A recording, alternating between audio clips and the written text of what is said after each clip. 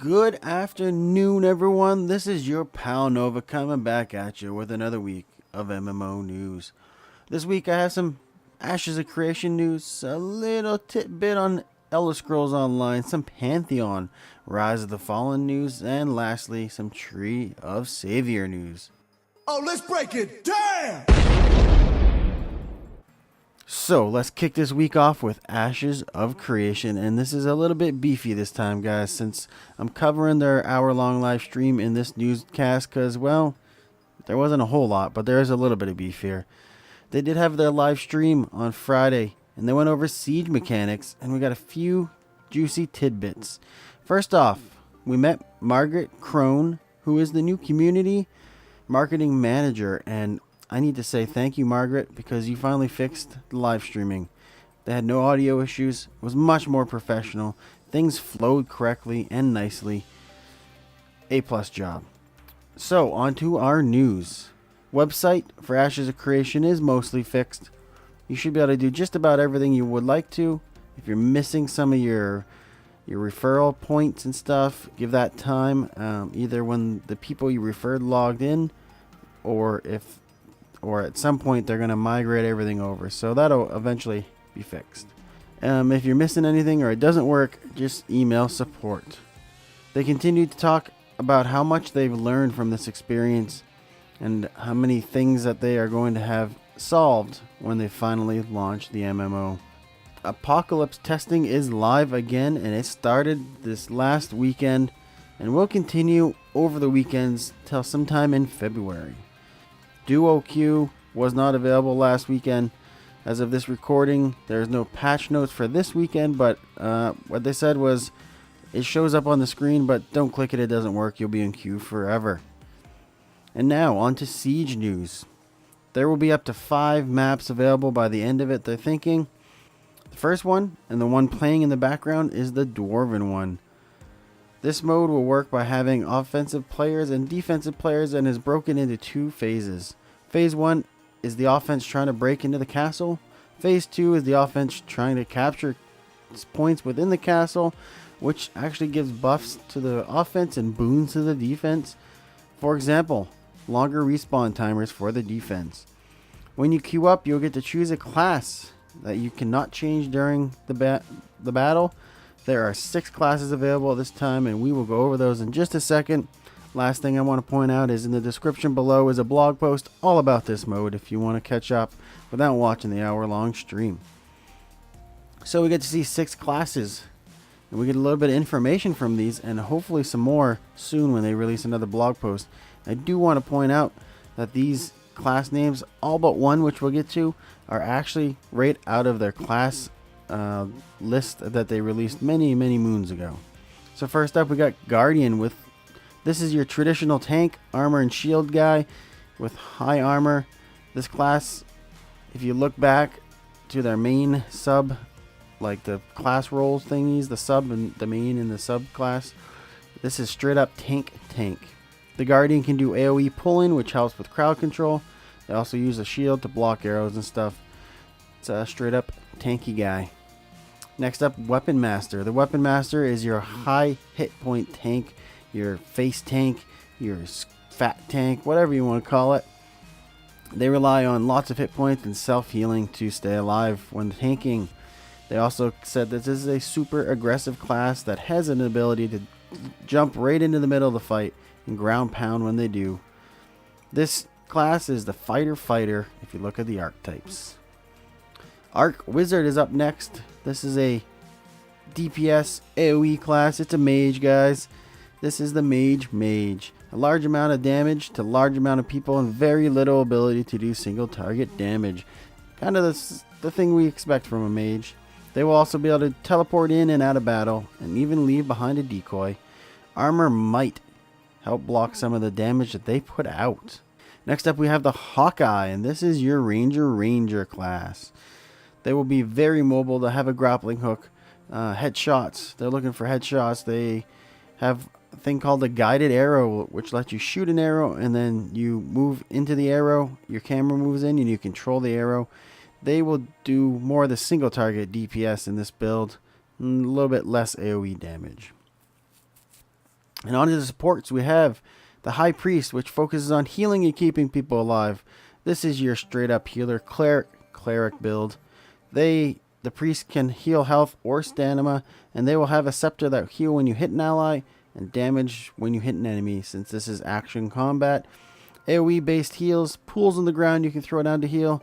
Divine Form makes its return as an alt and gives a very large buff to the party. The last class is the Engineer, and this one does not show up on our class archetype list. This is focused on siege weapons, walls, gates, and everything building related.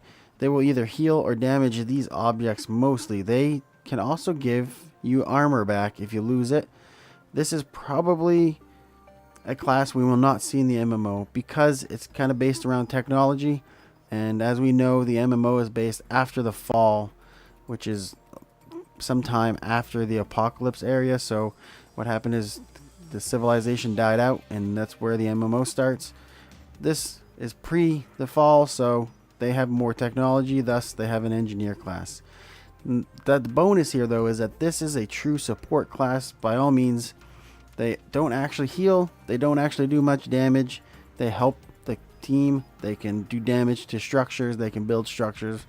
So it's a straight up support class, which gives me hope for some support classes in the MMO. And alrighty, that'll do it for Ashes of Creation this week. Link below, multiple links below for Ashes. We got a link to the live stream, we got a link to their blog post, and actually 2 blog posts, and that will do it for Ashes of Creation. Next up, The Elder Scrolls Online has announced the next chapter in its saga called Elsewhere. This will drop on June 4th and will feature a year-long Season of the Dragon storyline. That's where it gets a little interesting. This is a storyline separate from the expansion. So they also included 3 other DLC packs, and they're mostly dungeon packs. So you basically got to pay for dungeons now.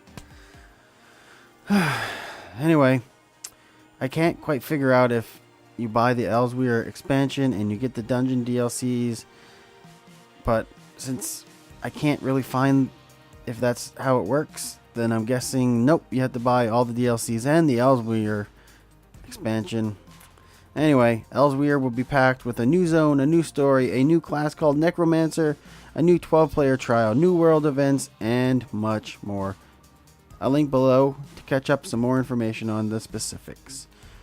Pantheon, which is, as you may know, a game that I'm getting pretty excited about, dropped their January newsletter, which includes an interview with their lead animator, Ross, and some information about their plans for 2019.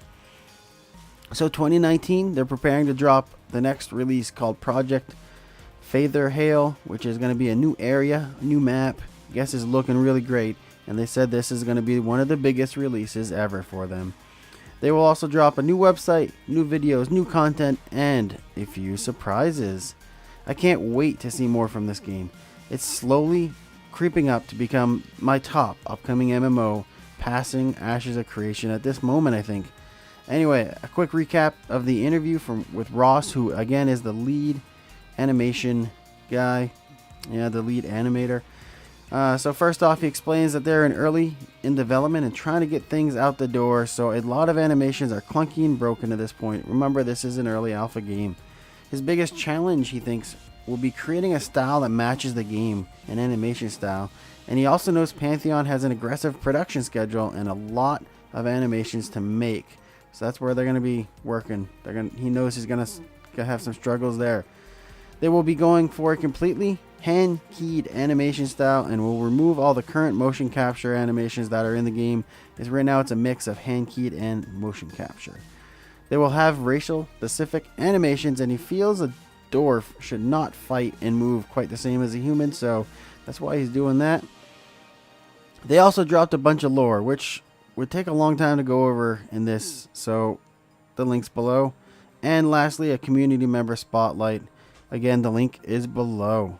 Alright, I'm going to finish this up with Tree of Savoir, and this one will be quick. First off, it's still laggy as hell, but it sounded like they've made some improvements to how classes work, and you will level up faster when you choose some variation in the classes.